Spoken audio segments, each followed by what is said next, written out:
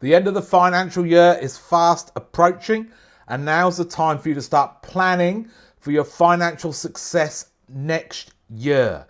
Now, my belief is that business owners should be in a position where the business isn't just paying for their personal lifestyle, but is also helping them build their wealth. So you're taking more from the business each year that then you can use to invest elsewhere or pay down debt or whatever it is you want to use it for. But for that to happen, you need to have a financial plan in place and start putting that money aside. I use the Wealth Engine to do that. That's a tool I use with my clients. In this training, I'm going to go through that tool with you so you can plan in your business next year to get ahead financially. So let's get into it.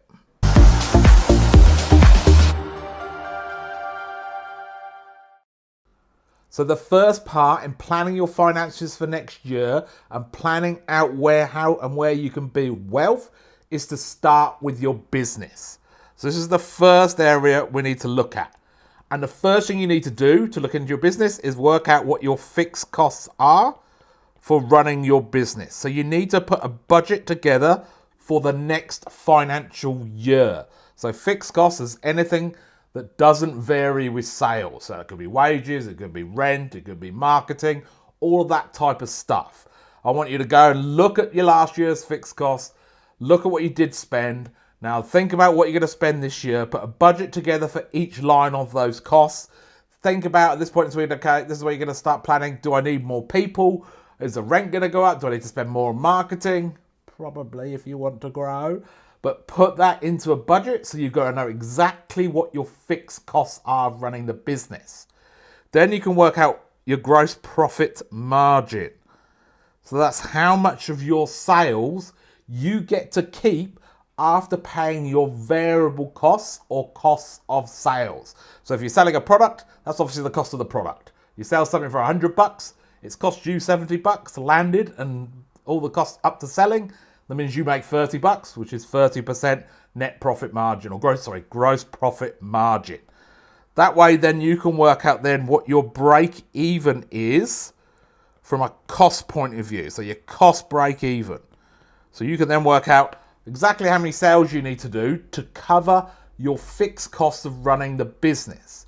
Now, ultimately, we want sales to be high enough not just to cover the fixed costs of running your business, but obviously to pay for your personal life and to give you enough money to save for wealth. But you first and foremost start with the business side and get in control of that and work out exactly what your costs are, exactly what your margins are. Obviously, levers you can pull in that is looking at how you can save money on your fixed costs. And when you're going through the fixed costs, you want to do that. You want to review your costs to see if there's areas you can save and also if there's areas you can improve your margin, so up your pricing. I'm doing this with a number of clients at the moment, given the time of year it is. But yesterday I was with a client and we were looking at their margins on their products and looking at areas where we can increase the price to help improve that margins and also how we can reduce the variable costs by getting better shipping costs, getting better product costs or being more efficient in our processes. Then we're doing the same by setting a fixed cost budget as well. And often when you're focusing on growing, some of those fixed costs go up, but you need to manage exactly what they are. So that's the first step in setting up and planning for your wealth engine, for your business. Now let's go to the second step and look what you need to do from a personal point of view.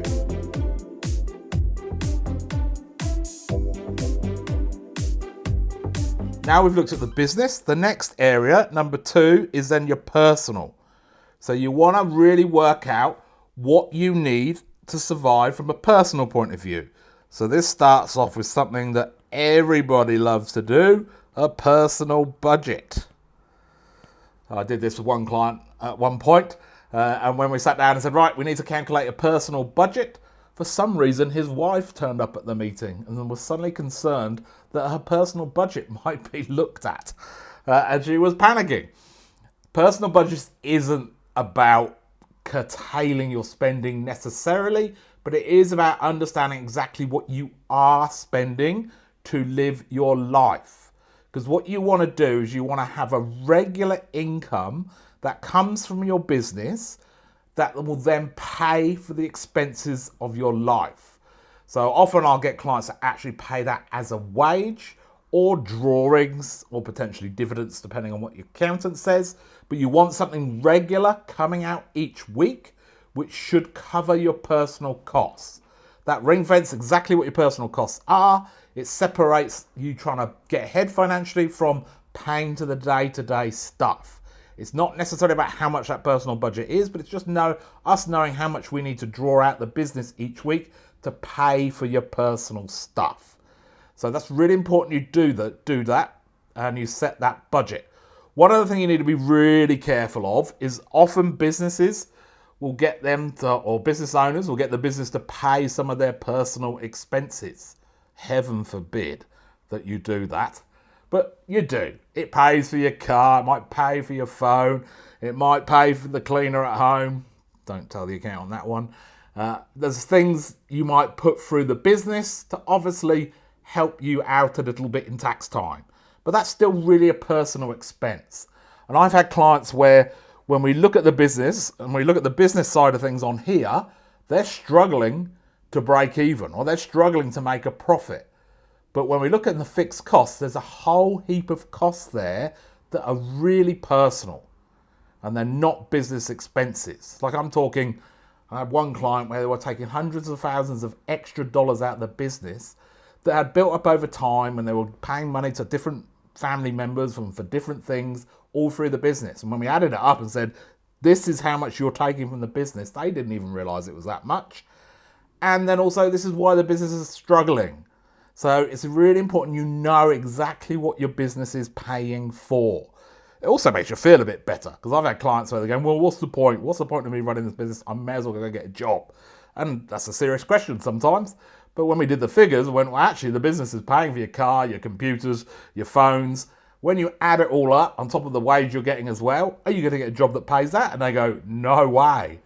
But they didn't realize just how much the business was giving them because it got lost in the wash.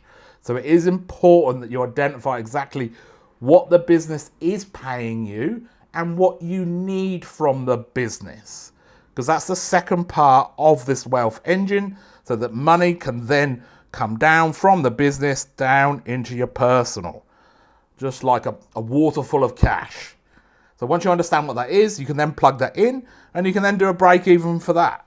So you know exactly what sales you need to do in the business to cover what you need to pay personally, what you need to pay yourself personally too. So you understand what that is and you're on top of that. So that's the personal.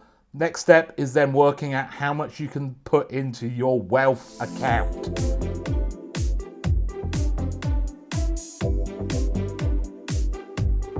Okay, so step number 3 then is to think, okay, how much can we draw out for wealth each year?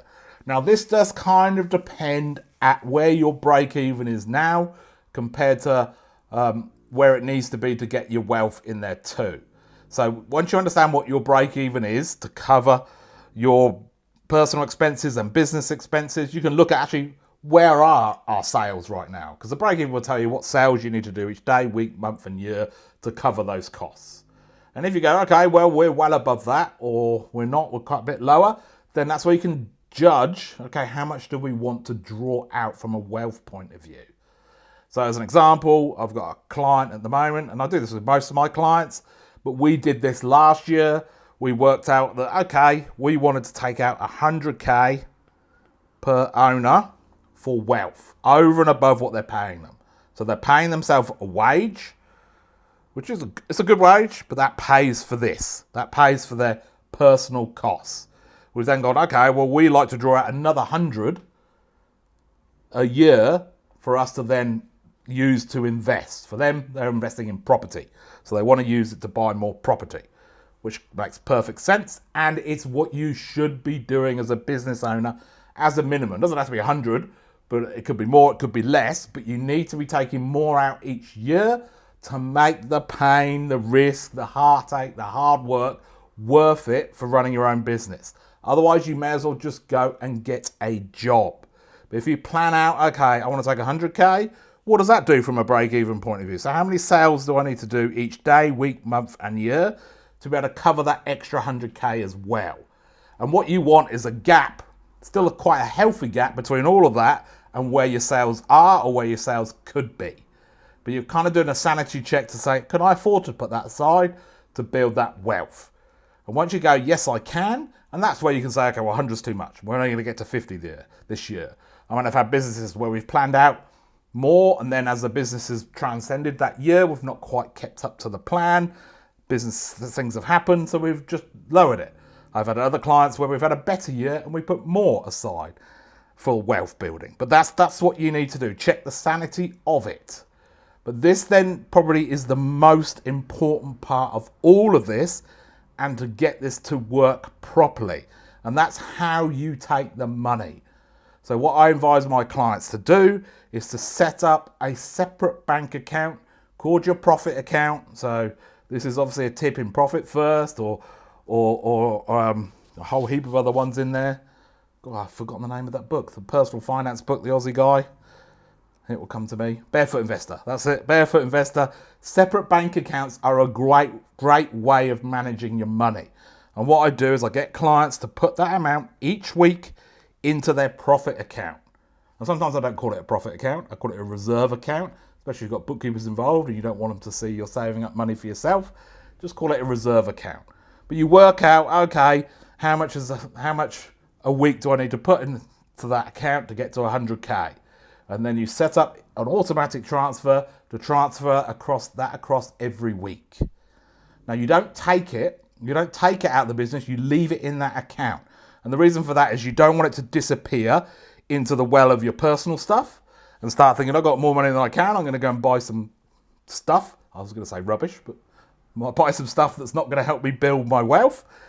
And you don't want it sat in your business account, because that can disappear too, and you start spending it without realizing you're spending it. Suddenly you've got more stock than you need, or you're suddenly investing in this new program you weren't going to invest in because you think you got more money than you have. So put it into a separate bank account, save it up, and you want to leave it in there. So I'd only ever take it out either at the end of the year or just before the end of the year, or maybe twice a year. But you want to leave it in there just in case. So it does act as a reserve. So if something does happen in your business that we couldn't have possibly predicted, you do have access to that money. But then I would take it as a lump sum. And this is where you'd work with your accountant to work out the best way of doing it.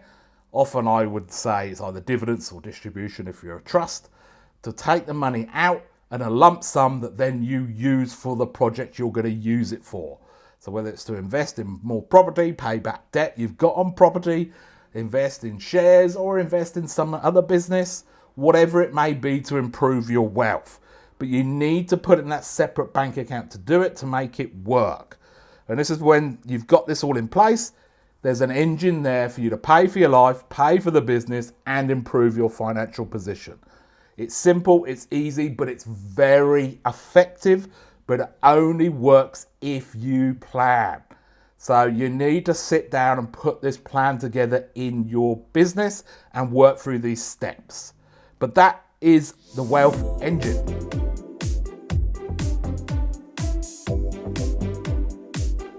I hope you found that useful.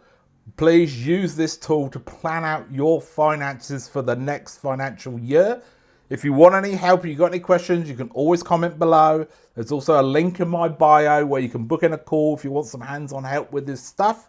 I'm willing to help, of course, all for a fee, but don't tell anyone.